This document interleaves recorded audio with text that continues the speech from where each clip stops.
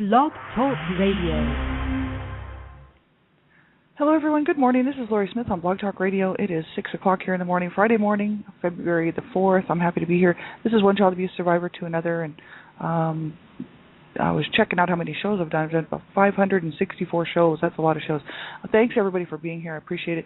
I never really realized, I didn't know how long I'd be doing Blog Talk Radio, and a year ago, November. So it's been just a little bit over a year, and I have so many people who are tuning into my shows. Thank you very much for listening, and hopefully someone's getting something out of it. Today we're going to continue talking about child physical abuse. We did last week and this week talking about my story mainly, and really going into, what I went through with the child physical abuse that was inflicted upon me, and what it did to me, and so it's pretty graphic. Last week's shows and this week's shows, but all of my shows are pretty graphic, so you have to listen at your own discretion. I'm talking about abuse, and it's a sensitive subject for most people. I know a lot of people who have been abused. If you're a survivor and you're just on your healing journey, you want to be careful what you're listening to, because it can trigger you. It can bother people who are just starting out in their healing journey and just haven't gotten that far, and you want to be sure and listen at your own discretion and be very careful about listening to stuff like this. I'm okay to talk about it and listen to this sort of stuff, but some people, you may not be that far along in your healing journey, right? So you want to make sure, if you are just starting out in your healing journey, that you have somebody with you who can help you to, if you have a bad day and you hear something like this and you just sort of fall apart and flashbacks and whatnot, you want to be very careful. Make sure you're in a safe enough place when you're listening to all of my shows, right? It's very important, because I'm talking about abuse, and it's a very sensitive subject, like I was saying. So I always, let people know that please listen at your own discretion. And I'm not a counselor or therapist. I'm just a private citizen paying to do my shows, and wanted to just be another voice for survivors out here, and a voice to speak out against child abuse and stand up for child rights, and really just, be one more voice out here with all the other voices, because there are a lot of people out here who are speaking out against this and who are standing up for, to protect children and save children's lives. So I just wanted to be one more voice, and so I'm not a professional counselor or therapist, and I just like to make sure everybody knows that. Also, if you're under the age of 18, just make sure that you have an adult listen to the show with you, someone who's older who can help you make the decision whether you should be listening or not. Because there's a lot of adult content on my shows, and I'm the Canada Regional Director for Dreamcatchers for Abused Children, and we're standing up to protect children's lives, right, trying to stop child abuse. So you have to keep yourself safe when you're online. You have to know how to keep yourself safe when you're in a chat room situation, and if you're not sure how to do that, you haven't got the information yet, just type into your browser internet safety or online safety for children, things like this, and it will bring up websites with lots of good information.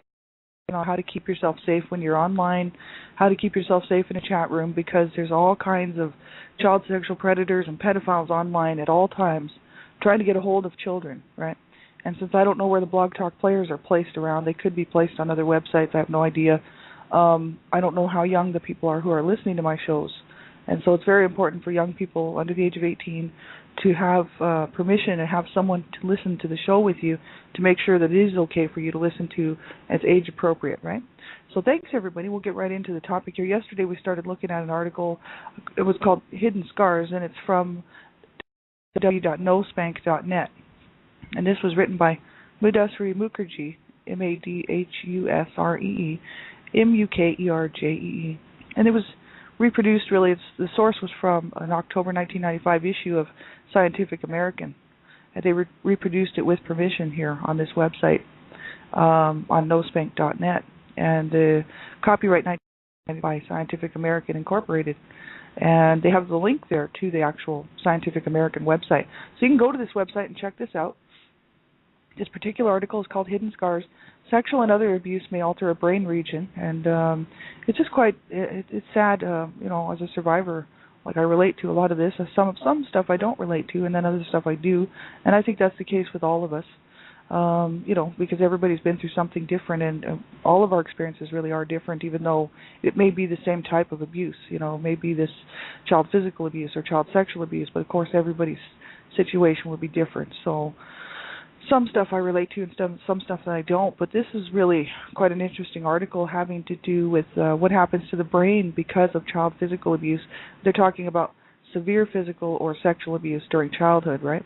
And so it does affect the brain, and not just psychologically with the emotions and the, and that type of stuff that comes into play, but also the actual like physiology of the brain, because of the chemicals and the, they are doing a lot of work on this. This is an old article from 1995, but when you actually check out the more recent stuff out there, they're finding that the chemicals and whatnot that rush through the brain when a child is, or anyone's going through any kind of like trauma or traumatic experience, really does definitely affect the brain, and especially when little infants and little small infants and newborns and small children, having to suffer through any kind of traumatic, and especially child abuse, and the definitely affects the brain, and it's absolutely horrible. So that's what we were talking about really yesterday with this article.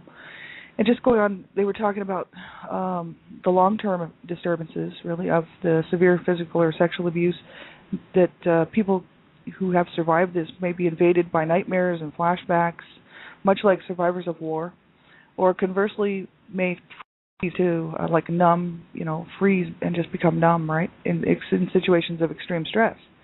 So people can kind of go either way. There's different people just are affected differently and handle things differently, right? Because we're all different. And so they said changes in the hippocampus, the part of the brain that deals with short-term memory and possibly the encoding and retrieval of long-term memory, could, researchers suggest, be wrought by hormones flooding the brain during and after a stressful episode. And I know that adrenaline is a real problem. Adrenaline, like I've done a little bit of study on that, just to see what happens, to the body when adrenaline is rushing around, because you're in a fight or flight situation. If you've been abused, the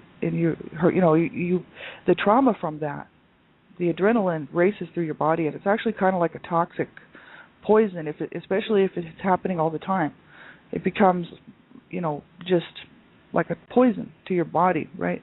And I remember growing up this way, and many times in my lifetime, realizing that feeling, especially associated with the fear of being beaten or being abused, it's incredibly hard on the body, and it makes you it makes you ill, like physically ill, and it's horrible. I've been through quite a few pretty extreme situations where the adrenaline would be flowing, and when you think your life is over, and you're trying, your body actually tries to protect itself, so the blood and fluids and whatnot rush to your organs to try to protect your organs, your heart, and your liver, your kidneys, and all of your vital organs, right?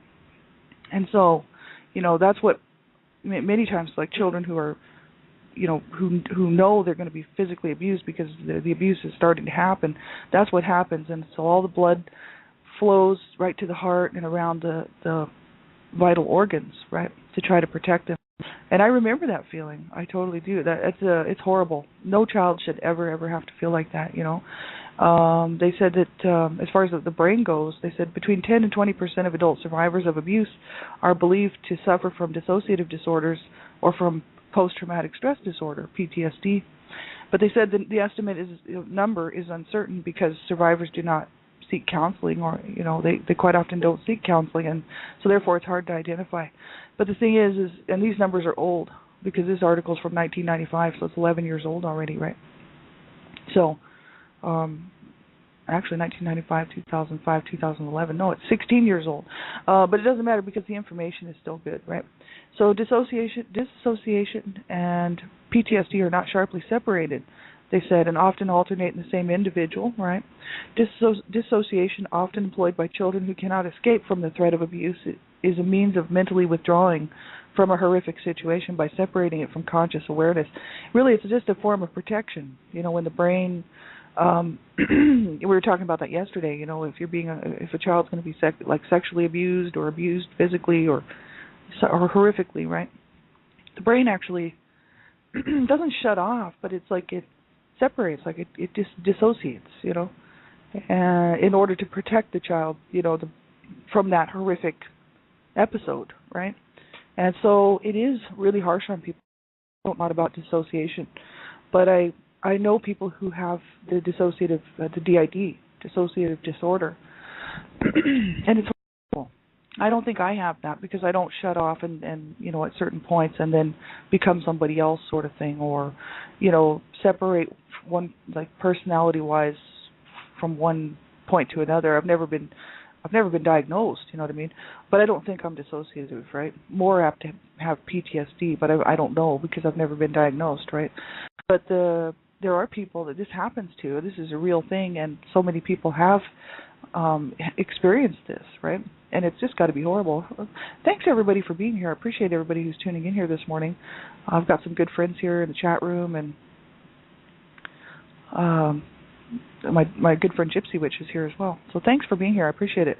So it's absolutely harsh, what happens to children. I'm, mainly talking about child abuse here, but they're talking about, anybody who maybe like survivors, people who've been in wars, people in the military. Lots of people end up with PTSD. Actually, any stressful event, life event, can kind of cause PTSD. Car accidents, illnesses, a death in the family, things that are really traumatic for people, right? Horrible things that happen to people, accidents and whatnot, being through like tornadoes, like natural disasters, floods and things like this, that can cause PTSD as well. I kind of did a lot of looking into PTSD and did that like last year sometime. We spent like a couple of weeks on it at one point, but it's horrible, absolutely horrible. But there is help out there for people, just so everybody knows. If you are suffering or you think that you have that, I usually try not to diagnose myself because I'm not a professional, you know what I mean? Like I would go get diagnosed and then get some help. You certainly deserve it. But they said that the skill from, escaping the abuse, right, mentally withdrawing from the horrific situation, the skill allows the victim to feel detached from the body or self, as if what is happening is not happening to her or him. And people with PTSD tend to relive violent memories. See, that's my issue. I can, I have a lot of problems with flashbacks, but they don't bother me like they used to. Like I'm 4 years into my healing journey, but they used to really bother me. And now I'm able to handle them a lot better. But I still, have flashbacks, and I still relive those memories of being abused as a child, right? Because that stuff sort of stays with you. It's almost like it scars your brain, Like I can still, I still remember vividly the memories of the child physical abuse that I went through, and some of the child sexual abuse. So it's horrible. It's absolutely horrible. It says people, may be easily startled, avoid cues that remind them of the original experience, and become intensely agitated when confronted with such stimuli. And I know for me, like, startled, I used to be a lot more on the edge, as far as being startled goes. I'm not so much anymore, but I know when I was a young girl, when I was a young child, I was always pretty startled and agitated, and anxious because of the home that I was growing up in. It was absolutely horrific. But now I'm not so much easily startled anymore, you know what I mean? And that's just because I'm a lot older and realize that not everybody's out to hurt me and not everybody's out to abuse me, right? When you're a small kid and you're being abused, and you grow up in abuse, right? Then it's just behavioral, right? It's just been forced on you because of the situation that you're growing up in.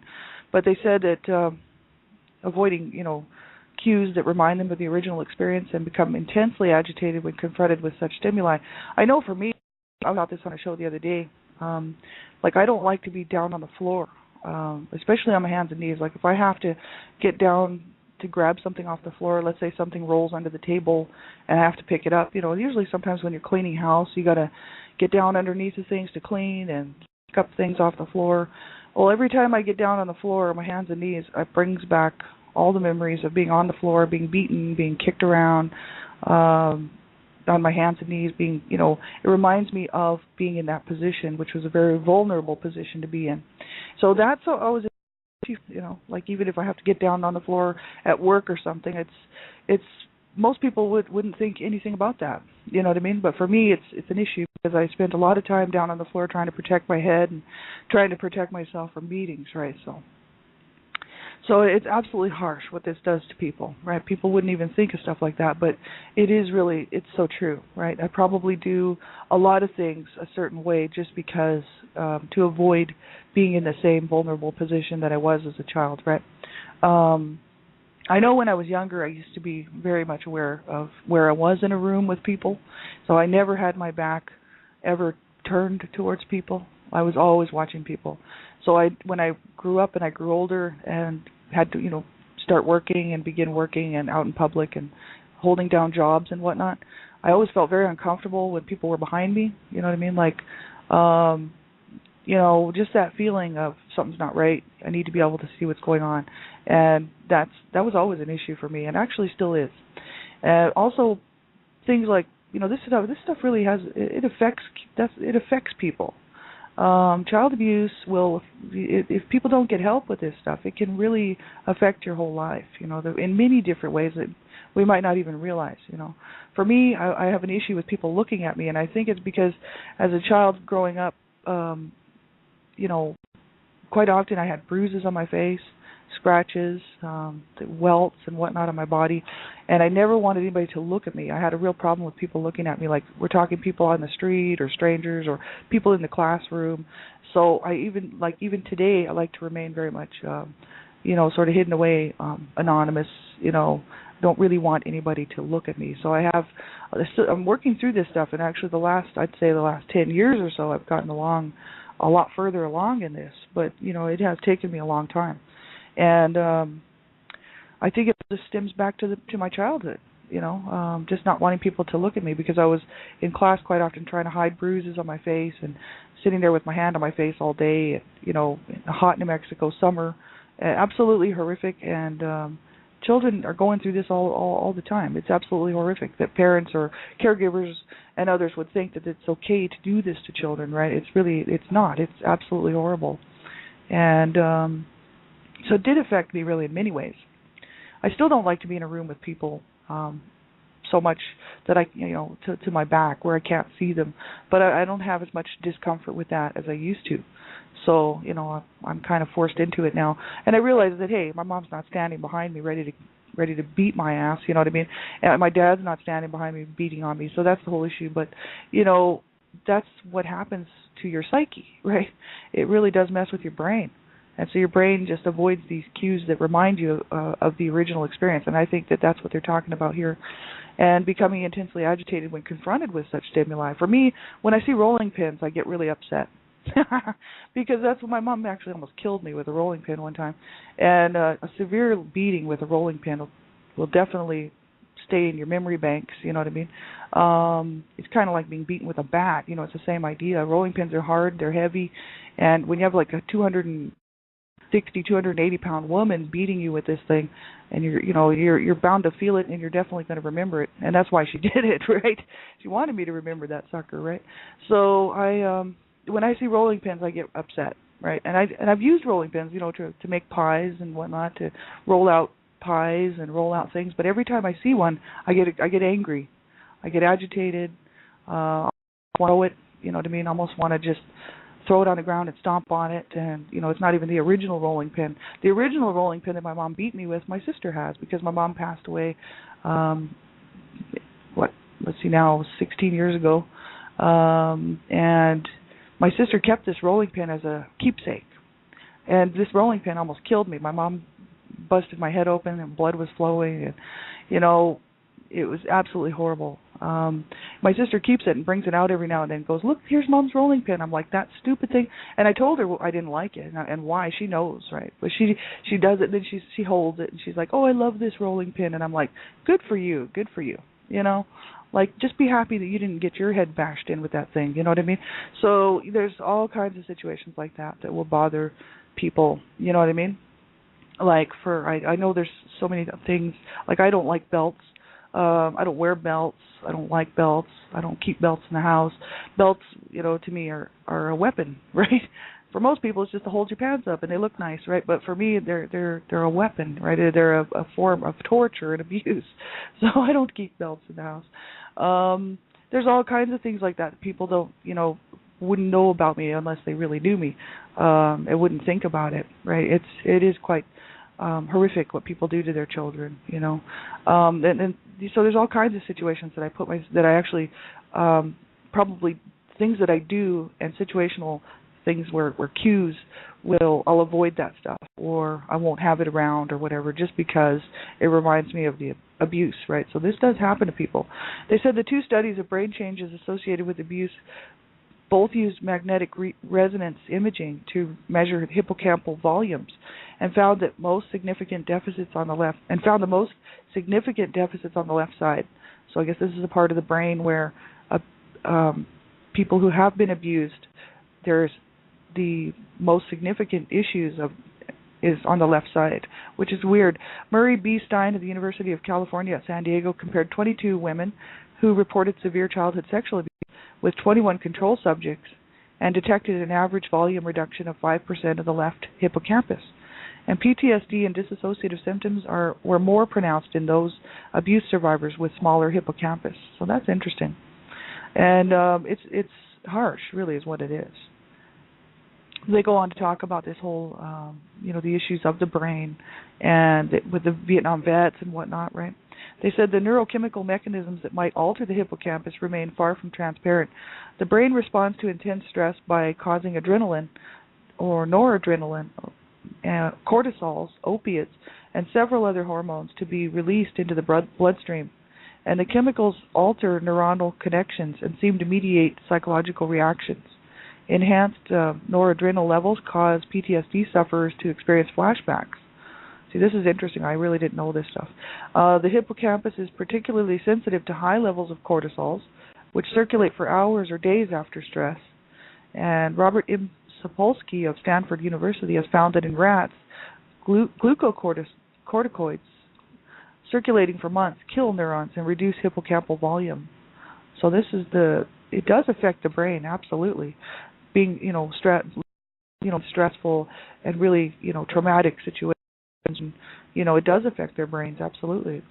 But it says both prolonged stress leads, if anything, to chronically depleted cortisol levels in humans. John W. Mason of Yale has demonstrated that PTSD patients have extreme low levels of key hormones, extreme levels. Anonymously, those are some hard words, low cortisol coupled with high adrenaline, noradrenaline, and testosterone. Low cortisol is linked with emotional numbing. See, that's bizarre. I didn't know that. Spasms of high cortisol coincide with disturbing memories. So that's probably my issue, because I have so many disturbing memories.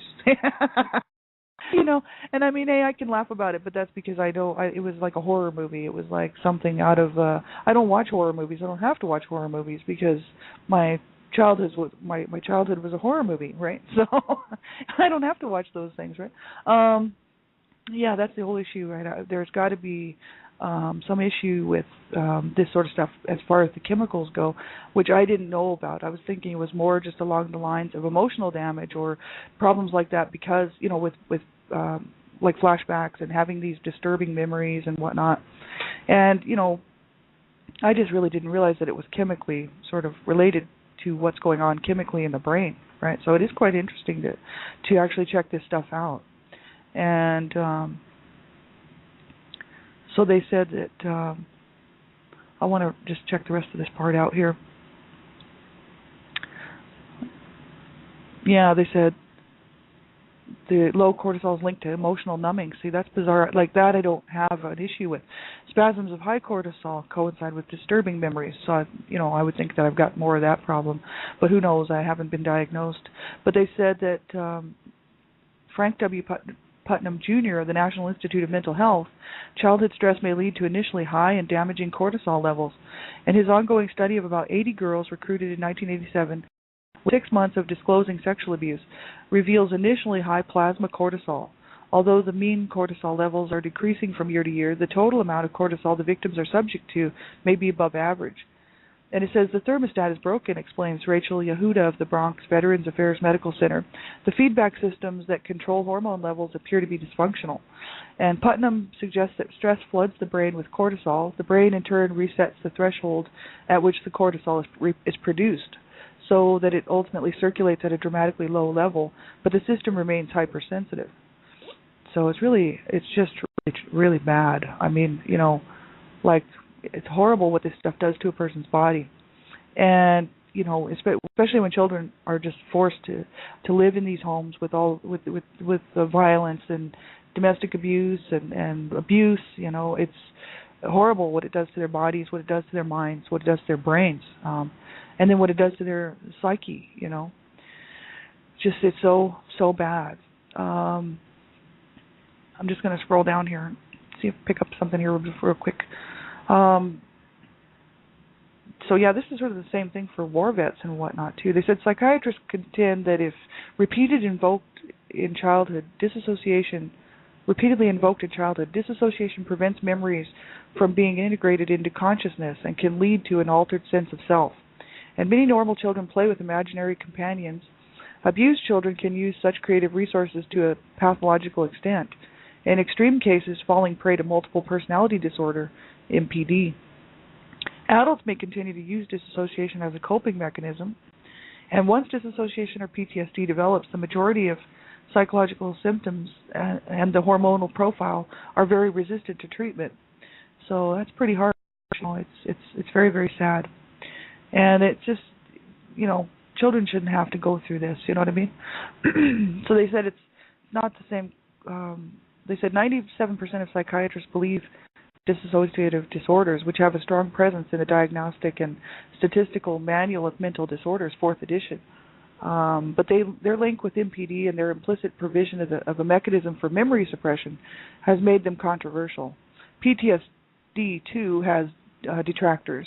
They said the condition was defined for diagnosing Vietnam veterans. It's not the same clinical picture in 10-year-old girls, Putnam points out. Several clinicians argue for a classification for dissociation and PTSD as related specifically to child abuse. And I know that they have done a lot more work. Like, this is an old article. But I just wanted to actually bring this out just to talk about the fact that it does affect the brain, and it's the chemicals involved when a child's being abused. Yeah, that's right, Gypsy Witch. It affects the neural pathways and the connections also. That's what they were talking about in the beginning of the article. There was another article out there, too, that was pretty good, that from healthyplace.com that was talking about that as well. And it's harsh that, these chemicals are just like poisons, right? And they really do affect the body, and over, extended periods of stress and just unrelentless, abusive situations for children who are being abused. You just spend your life, your whole childhood, dealing with that situation. Being, whether it's fear, being sort of always on the threat of violence, right? That's how I grew up, right? There was always the potential for some type of abuse to be happening every day in my home, and so you're always on alert. You're always on hyper alert status, and it does cause a lot of problems for people, right? So I know it probably did affect me in a huge way. Just what I can tell, it did. But as far as diagnosed, I haven't done that. But the thing is it would be interesting to see. I actually did put myself as on a donor card to donate myself to science, because I thought, I'll let them go ahead and have a look at what happened there, because I figured, hey, why not? You know what I mean? If it can do somebody some good, that'll be good, right? But it's just harsh. No child should ever have to go through that. And if you're suffering through this stuff and you think, well, I just can't cope, and I have having problems with flashbacks and having problems in my life, that just seem to be overwhelming, make sure you reach out and get some help, right? Because 4 years ago, I was sitting on the couch ready to kill myself. I was planning my suicides, right? And always up until 4 years ago, and I finally made the commitment to myself that I would get help, that I would, allow myself to heal, that I would stick around and win this fight, right? Because this fight was not started by me; it was started by my parents before I was born. And so, it's a good feeling to be on this side of it, but I know what it's like to be on the other side of that, right? So, I just want to encourage people to make sure, if you don't have somebody to talk to and you can't cope or whatnot, then you phone somebody, you phone a crisis line, right? Like, never ever give up, right? And never ever, don't even think about it. right? You stick around and you get some help and allow yourself to get some help, right? And allow yourself to heal and to have a good life, right? We certainly do deserve it. Well, have a great day, everybody. I'll be back on the weekend. You can check my show page there, and I'll be on tonight as well, Dreamcatchers Talk Radio, and then my show right after that. And, I just hope that you have a good day and take care of yourselves. And if you need something, get a hold of me here on Blog Talk Radio or Facebook or wherever. I'll be around. And, take care of yourselves, right? We certainly deserve so much better as children. And, we have to become our own nurturers. Basically, we have to become our own caregivers, our own parents, and do the things for ourselves that were not done for us as children, right? And it is up to us. Nobody else will be able to do that for us, right? Because we missed out on it in our childhoods, right? So that we can't get that back. But what we can do is we can learn how to do this for ourselves, and that's what I've done. And that's through a lot of work. And there's great workbooks out there that can help you do that. Survivor to Thriver workbook from the ASCA is a good one, Adult Survivors of Child Abuse, a Morris Center program. It's called the Survivor to Thriver workbook. There's so many good workbooks out there, right, that can help you to work through this stuff, right? And we have to learn how to love ourselves and how to nurture ourselves. And I did a whole bunch of shows talking about this stuff not too long ago. Because I had to make up for what I lost out as a child, right? And that was love, that was care, that was nurturing, that was, first compassion, right? And learn how to do that for myself, right? And so, that made all the difference, because then I realized, hey, I did not deserve what I went through as a child. Like, no child deserves that ever. And, then it kind of allowed me to feel, that I needed to work on myself, right? So do whatever you can to get some help, right? Don't ever give up, right? So we'll talk to you soon, and take care of yourselves. Bye-bye.